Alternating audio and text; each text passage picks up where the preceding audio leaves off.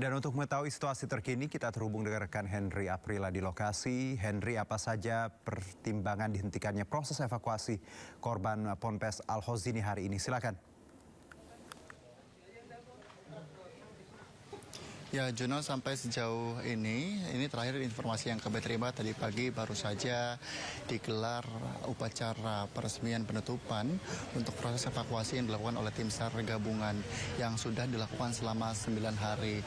Secara total, ini korban yang sudah berhasil dievakuasi, ini ada 171 korban dengan rincian 8 body part, kemudian juga 104 korban yang berhasil selamat, maksud kami dalam kondisi selamat, dan kemudian ada 67 korban meninggal dunia.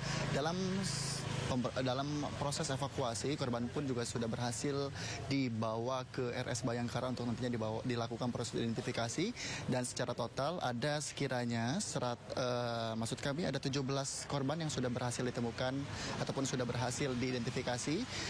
Dan kemudian ada 50 korban yang masih dalam proses identifikasi. Tidak hanya itu, Juno dan juga pemirsa, membahas berkaitan dengan proses evakuasi memang sudah diselesaikan, maka selanjutnya ini akan dilakukan proses penyidikan yang dilakukan oleh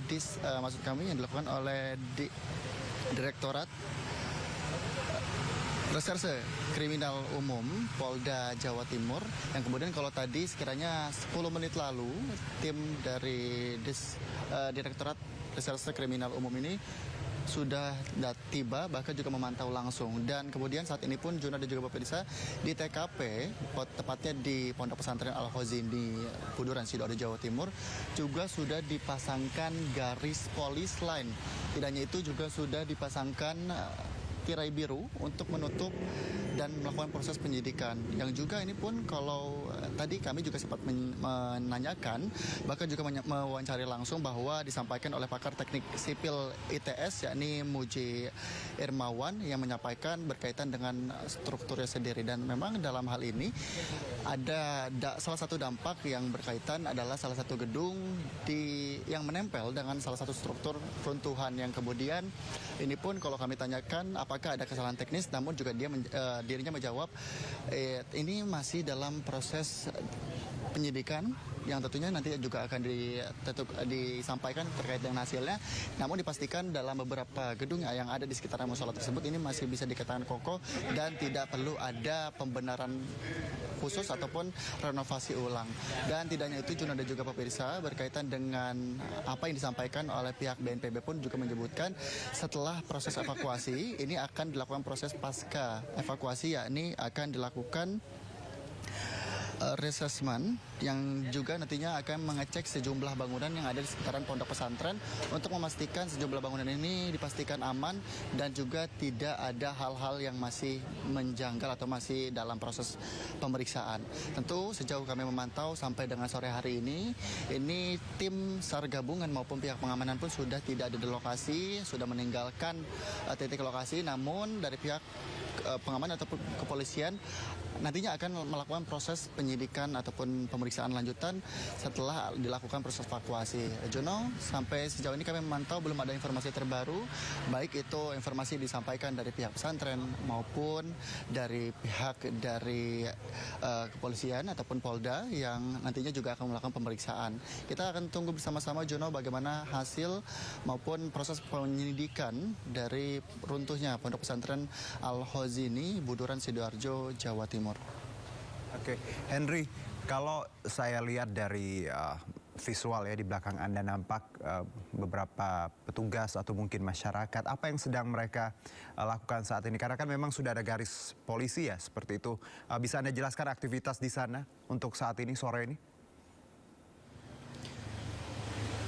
Juno, untuk saat ini visual yang Anda dapat saksikan ataupun pemirsa yang dapat Anda saksikan di belakang saya saat ini, memang di belakang saya saat ini sejumlah alumni, ikatan alumni yang juga ini ditugaskan secara bergantian menjaga lokasi agar di lokasi Pondok Pesantren Al-Hozini ini dapat dilakukan pemeriksaan ataupun penyidikan secara steril dan tidak ada masyarakat maupun dari pihak wali santri yang masuk untuk mencoba melihat kembali, karena tadi di pagi hari sudah diberikan kesempatan untuk memantau langsung bagaimana TKP yang sudah terlihat rata, bahkan juga sudah tidak ada beton-beton sisaan dari runtuhan yang kemudian ini penyisiran pun juga sudah dilakukan pada pagi hari sebelum digelarnya upacara, sehingga untuk saat ini sejumlah aktivitas ini merupakan salah satu alumni dan juga ikatan alumni yang masih terus melakukan pemeriksaan dan juga pengamanan. Bahkan sejauh kami melakukan peliputan pun ini kami juga terus dilakukan pemantauan oleh pihak pesantren ataupun pihak alumni,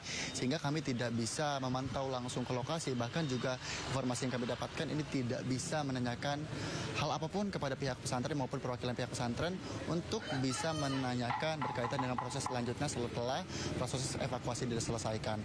Dan kami terus memantau dan menyampaikan informasi terbaru berkaitan dengan proses lanjutan setelah proses evakuasi, yakni proses penyidikan dari insiden runtuhnya musola di Pondok Pesantren Al-Khozini, Buduran, Sidoarjo, Jawa Timur. Juno. Baik, Henry, terima kasih atas laporan Anda. Selamat bertugas kembali. Allahu Akbar, Allahu Akbar. Allahu Akbar, Allahu Akbar. Warga panik saat melihat hujan es ukuran bola pingpong berjatuhan menimpa atap rumah di kawasan Desa Berkada, Bojonggaling, Bojonggenteng, Kabupaten Sukabumi. Tidak hanya itu, hujan deras dan angin kencang juga menyertai fenomena alam ini selama 1 jam. Akibatnya 52 atap rumah warga rusak serta sejumlah pohon tumbang. Hasil pendataan fenomena cuaca ekstrim ini juga menerjang Kecamatan Parakan Salak dan Parung Kuda, sehingga warga diimbau waspada terhadap potensi cuaca ekstrim terutama di wilayah perbukitan dan dataran terbuka. Hujan deras dan angin kencang juga melanda Jember, Jawa Timur, hingga menyebabkan atap rumah berhamburan dan sejumlah pohon tumbang. Salah satunya pohon besar di Jalan Raya Tanggul yang tumbang hingga menimpa truk yang sedang melaju. Sementara itu, atap kantor Kelurahan Sempusari juga berhamburan karena terpaan angin kencang. Meski tidak ada korban jiwa, namun kerugian ditaksir hingga ratusan juta rupiah. Tim Liputan iNews melaporkan.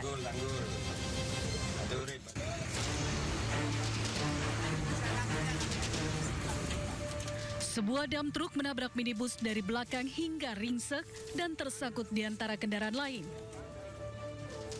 Pengemudi minibus wanita yang terluka dievakuasi petugas tol bersama Satlantas Polres Cilegon. Korban dibawa ke RSUD Kota Cilegon untuk mendapatkan perawatan medis. Kecelakaan beruntun melibatkan 3 kendaraan, yaitu dam truk, minibus, dan truk trailer terjadi di eksit tol Cilegon Timur.